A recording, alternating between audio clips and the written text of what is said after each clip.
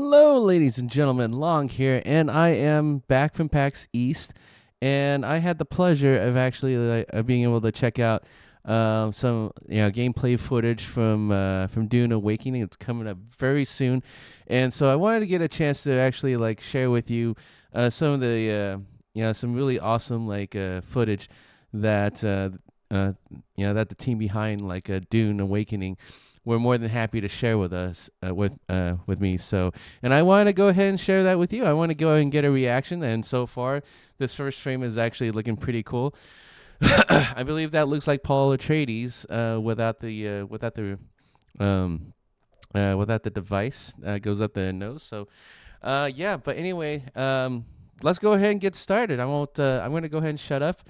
But I'll probably start audibly screaming, but so just something to to prepare your ears for. So all right, we're going in 3, 2, 1. Arrakis is this unrelenting anvil against which people are Oh yeah, shaped Dune. and forged into something. This series freaking rocks. There's something very spiritual about that sand, which on the surface is really nothing. But It's nothing but underneath sand. It has a really diverse biological backstory. Oh yeah.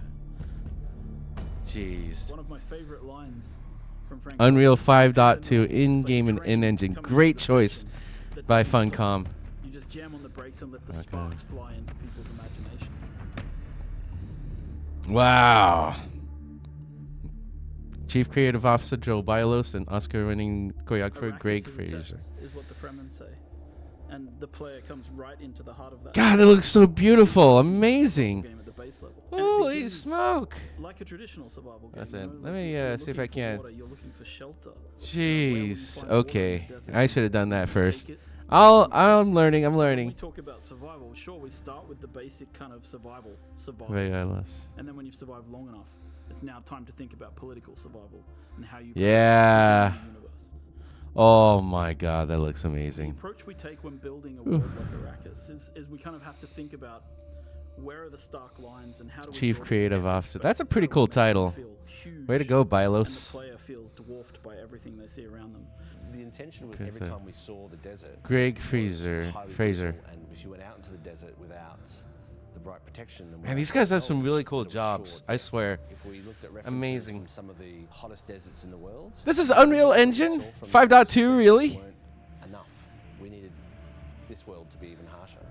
Oh So gosh. legendary since the very beginning.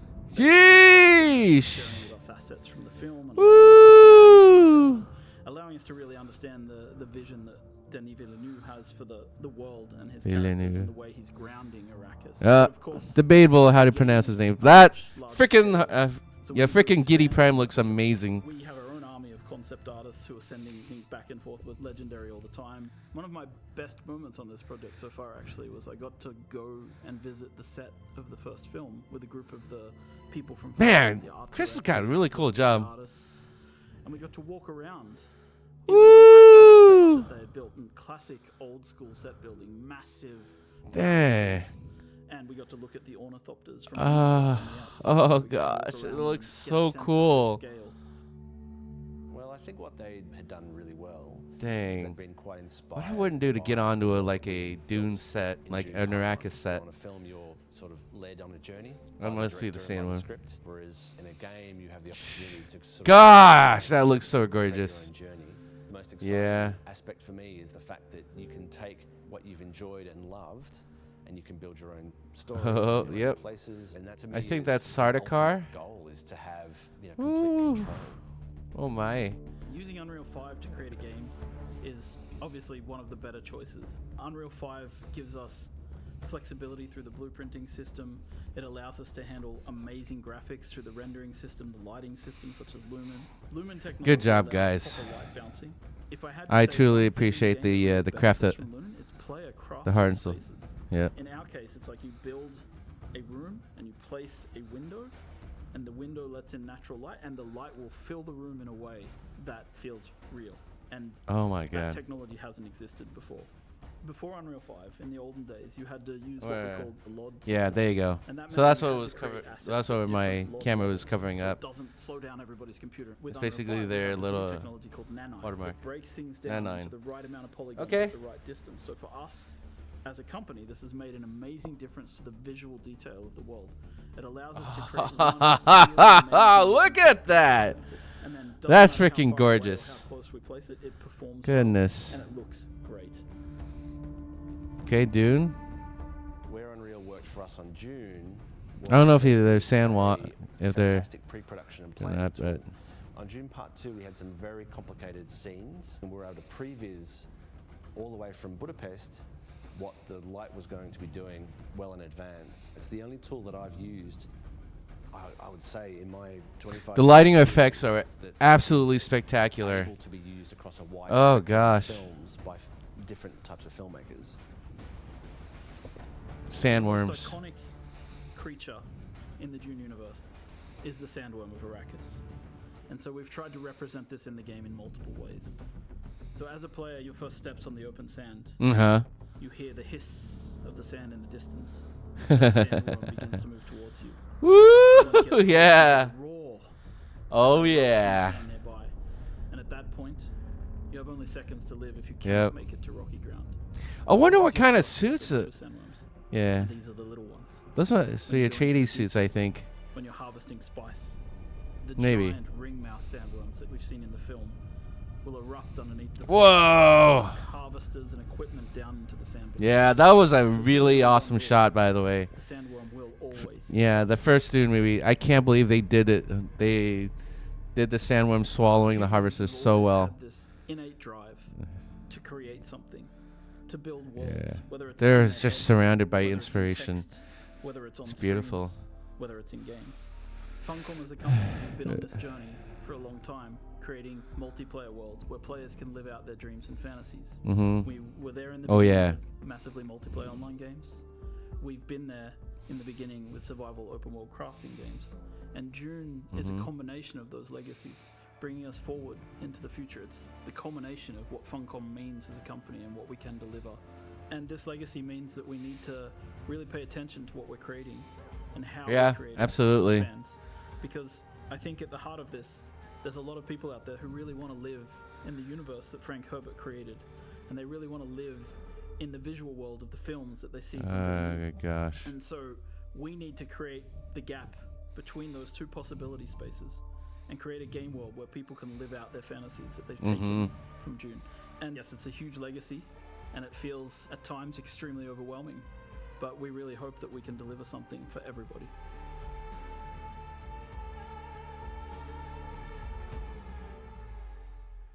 All right, all right.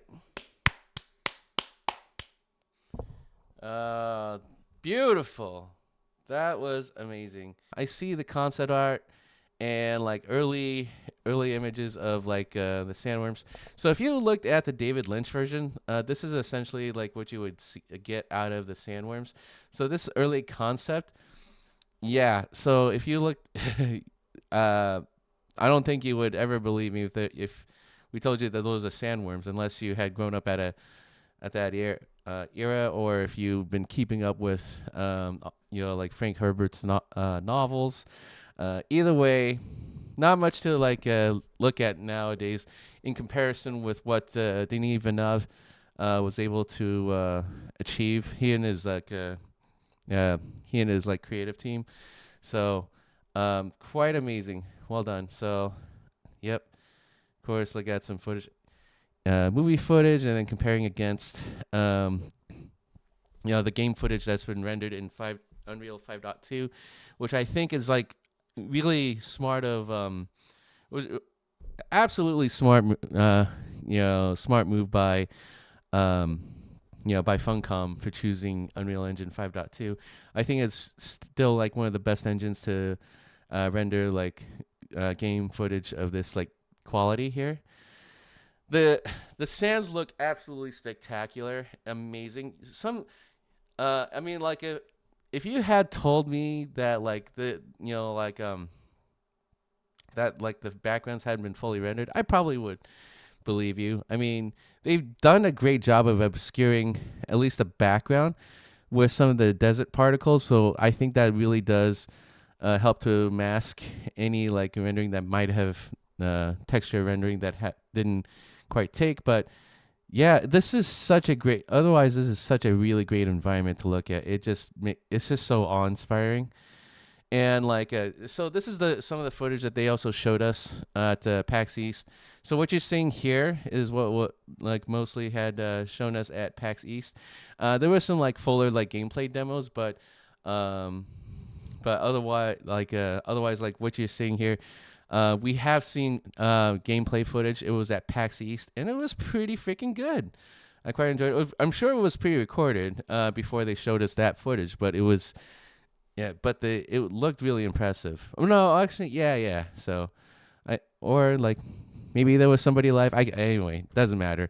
Either way, like the gameplay demo looked really impressive. So, this is also quite exciting. I'm actually curious to see like if this is. I think this is likely like a hub world. Like I say, one of the start or at least a starting. Let's see. So I'm willing to bet that is essentially a starting base before they get sent out to or I don't know. I guess it comes down to the direction of the story.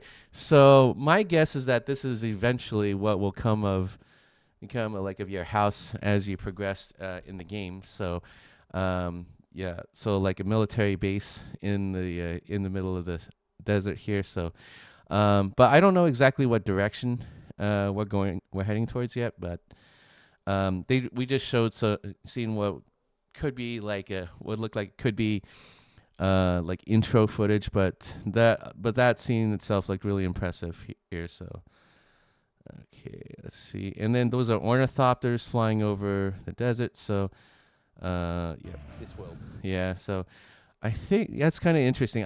I think this just wasn't fully rendered, but I think this was meant to showcase ornithopters.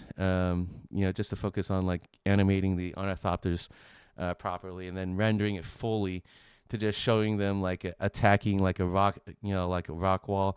Likely, this is a Fremen stronghold that that these ornithopters are attacking. And then that's essentially you.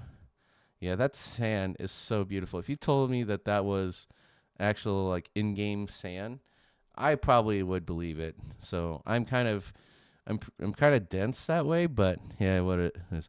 I think that's probably Unreal. No, it's not. But like that's the Baron Harkonnen, Vlad Harkonnen. I wonder if like he'll show up. I wonder if like any of the. I mean, like I. See, the thing is, like, I don't know, like, exactly when this is going to take place, but it is certainly, it would be, it wouldn't surprise me if like, iconic characters start cameoing in the game, so there's that. Let's take a look around here. Oh, yeah, so this is the same corridor that, where Duncan Idaho, like, made his last stand to help the Atreides family escape. Yeah, this is like, yeah, oh my God, it's so iconic, amazing. And then this inner sanctum here, like, yeah, I think that this is probably where Paul Atreides was tested by let's see, by the Reverend Mother. Let's see. Yeah, let's take a look here. And then ornithopters. I really want to fly an ornithopter someday. That would be so cool. And then we got the palette. Yes, I got parts of the Arakeen Palace. And then I think that's Arakeen. It might not be because again, like we're not really sure where this takes place at. We're just like given some sort of like a arbitrary timeline, like point in time in Arrakis. So I believe that these figures are Harkonnen.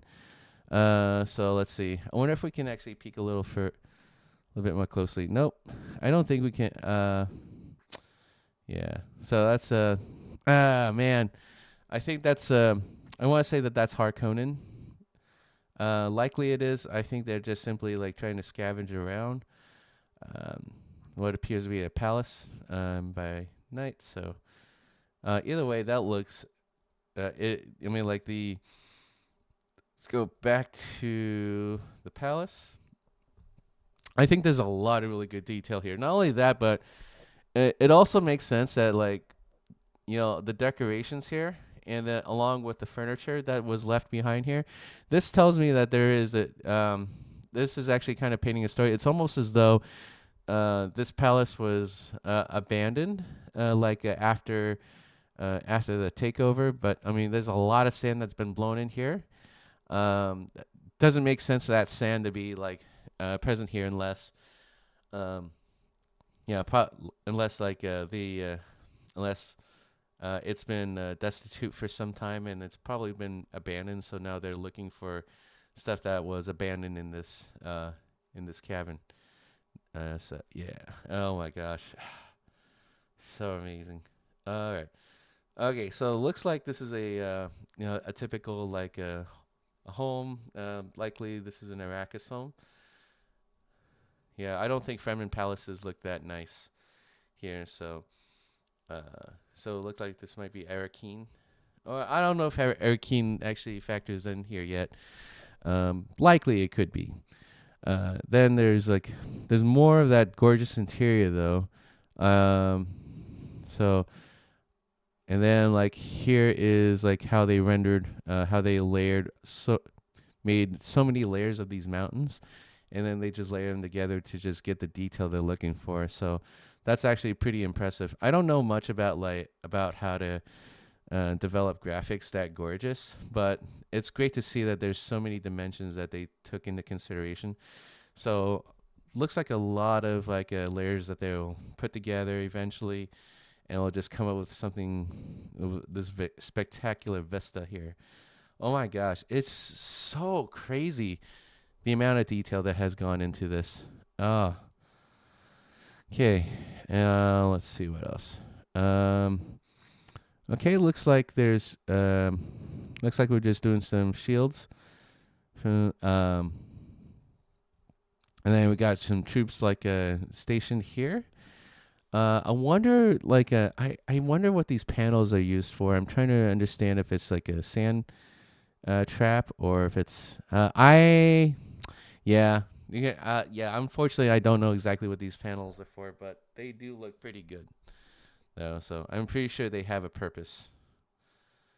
Alright, so and then of course like we saw this like scene where the sun is rising, it's moving, not it's just like rotating, and then like the shadows are essentially exposed, eventually like disappear, and then they expose the elements that they had blanketed in that darkness. So those are some really great effects. And then you got this haze, essentially like you can only see so much in the desert before you can't see much farther. And then these sandworms. So here's the thing about the sandworms, and this is why when we were looking at the sandworms here, I was actually trying to hold back on what was needed to be discussed here. Is that first off, like when during the presentation at PAX East, they told us that first off, you can't really ride a sandworm. You can't harness a sandworm, and you can't ride it. And then two, you can't kill a sandworm either. Sandworms will essentially kill you dead for lingering too long on the sand. So, and unfortunately, they have not yet implemented sand walk, which is unfortunate, but it's understandable. So there's a lot of concessions that that the game has made so far. So I think I saw earlier in an earlier news article, like religion's not going to factor in so much in this timeline. And then, but then so there were many features that it almost sounded to me as though they had a lot of really great ideas, and then some had to get left on the cutting room floor. But so hopefully, like what they have to deliver is still going to make us feel like we're, we're those like, like we're part of a house and we've been chosen to set foot on Arrakis on behalf of our houses, and which in this case, I think in this at least in this iteration, we're going to be House Atreides, exploring the planet. I don't think we're going to be House Harkonnen or any other houses. So I did ask about that, about if there are going to be any houses that we can play as, and so far, like it's probably sometime down in the future, but it won't be available in in the first release. So yeah, so I really do commend the Funcom creative team, like for just taking their inspiration. They read all these books, and then they just try to make something awesome out of it. So yeah. Let's see what I see. Oh yeah, the look, like these uniforms look amazing. I can't even tell that is an actual, those are actual people here, but the costuming is so sick to look at. I mean, just this detail, it almost looks very lifelike, unless like we were to play this, and then like I kind of notice that it's like moving at frames faster than I can perceive. So I have to think, okay, yeah, this is probably really pay attention footage, because otherwise, if you just kept the still image like this, I would probably think that that's a real costume, and I hope that it is, because I do want to like try to do some cosplays from Dune for this. So it looks amazing. Look at this. The sun effects are they're heavenly to look at. So. And then we saw earlier in the trailer, like as you pan closer, you start to see like the sun, like reflect, really like reflecting the relative position to everything else that's there. So look at all the details of those who once inhabited and is no more. So everything looks so beautiful. Everything looks so amazingly rendered here. There's the ornithopter about to land, make their landing here, and then of course, like there's the so here's a raid. So I do like the story that's been told here. So that looks like a raiding party. Yeah. Yeah. So yeah. Oh gosh. And then there's that torch scene, like the flamethrower scene. So it was like someone's coming in with this big old flamethrower and just like torching people. It's crazy to see. And then of course this is that drop, that floating drop, the same, almost similar to what the Sartor card did when they were raiding that Fremen hideout, where Paul and Lady Jessica were hiding with Dr. Kynes. Extremely overwhelming. Yeah. But we really. And it's just a wonderful sight to see. I think like what they've done is they've done something really impressive here, and I want to be able to like play this game eventually. So yeah. Overall, I think Funcom has done an amazing job with with impressing me at the very least. I hope that like you got something out of this as well. Needless to say, like seeing like how the gameplay footage turned out at PAX East, and then here's the footage now, and then also seeing like how passionate like the development team, the creative team was. The PR team, the developers that were present, it really is amazing. I think Funcom's really got a winner on their hands. It is a survival MMO game, but it makes sense. It actually makes sense in this world because you're trying to survive Arrakis and you're trying to thrive. So, and there's going to be some really good story elements. We've been told so. And I can't wait to see how this turns out. All right, but anyway, that's going to do it for me. Yeah, I hope that you enjoyed my reaction to the footage present. So if you like what you saw here, please do consider liking the video And then feel free to comment on what you enjoyed, what you didn't enjoy. If you want to see more awesome content like this, please do consider subscribing to my channel and hitting that notification bell. All right, that's it, everyone. Thank you very much. Yeah, unfortunately, I don't have any like good catchphrases. The only catchphrase I know is "May thy knife chip and shatter," but that's something I would say to my enemies. So instead, I'm just gonna say, "Hang loose."